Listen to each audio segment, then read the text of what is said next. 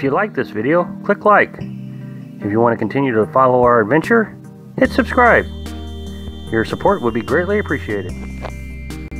Oh, Lost on the Road subscribers and followers. Well, I thought I would talk to you about some methods on how to de-stress and the actual how to relieve stress and improve your health. Now, I'm no medical expert or anything, and this is just what I have learned over the last 8 months living in a pop-up camper.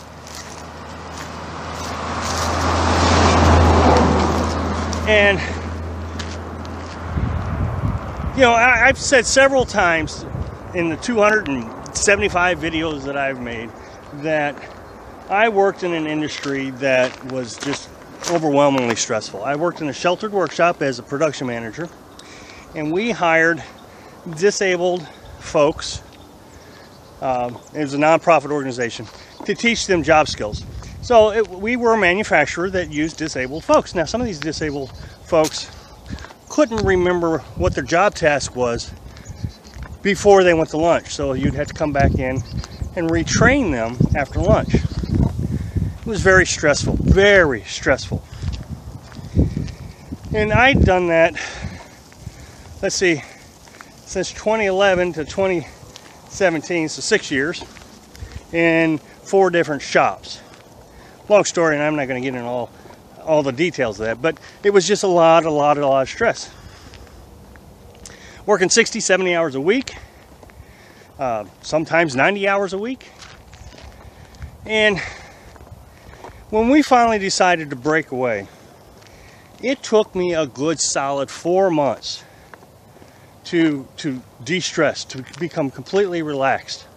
And the way we did that was we went to National Forest and we just got away from everything. I mean, my psychological makeup at the time was just horrific. I mean, every little thing would just had me all wound up, every little thing.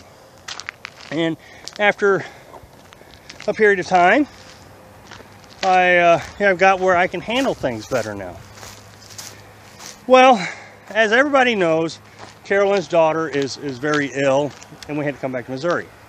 So, I let it slip on the live feed the other day, so it's out there. So, but I'm going to let everybody know that she has 3B cancer, stage 3B cancer, with a 35% 5-year life expectancy, whatever that means.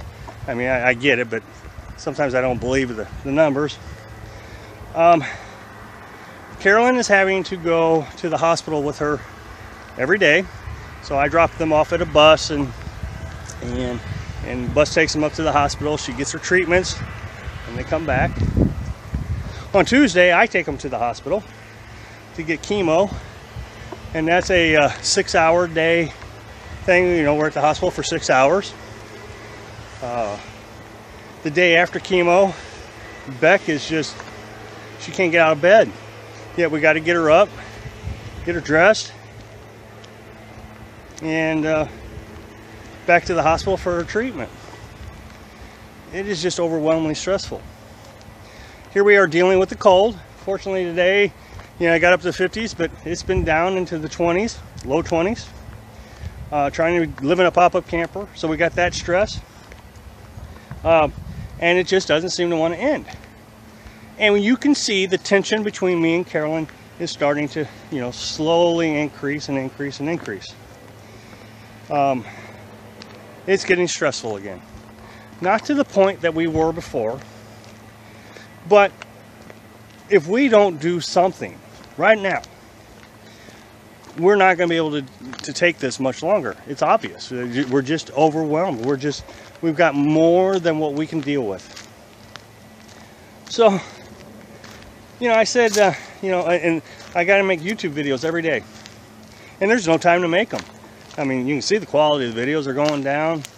You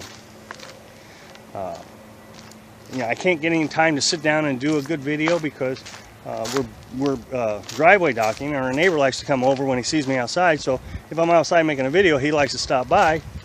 So I'm literally just walking down the street talking to you. So today I said, Carolyn, you know, maybe we could go down to the river and I could do a walk around video, and maybe we could just hold hands and walk. And I really felt like, you know, that would be a huge stress reliever for me. Not really thinking about Carolyn.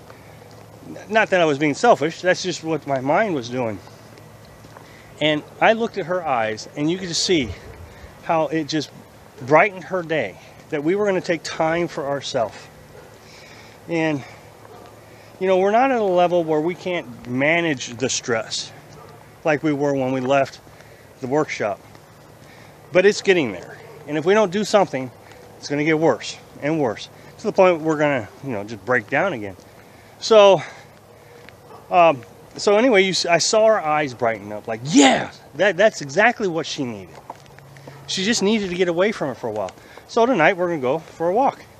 And what I think I'm going to try to do is figure out a way to go down to the river each night and go for a walk, where we can just take time for ourselves and talk about the weather. It is very cold, and it's going to be very challenging sometimes to get away from that heater, but that's what we're going to have to do. So what I'm suggesting to you on how to really stress and improve your mental health is, one, you know, if you're overstressed like we were, just take a huge vacation. Like I said, it took me 4 months to really get down, but I was overworked. I mean, I was just abused, and it took me 4 months. But if you're stressed to the point where you're going to break, take a good sized vacation. Get away from society. Get away from it all. Don't go out with a big list of things you got to do.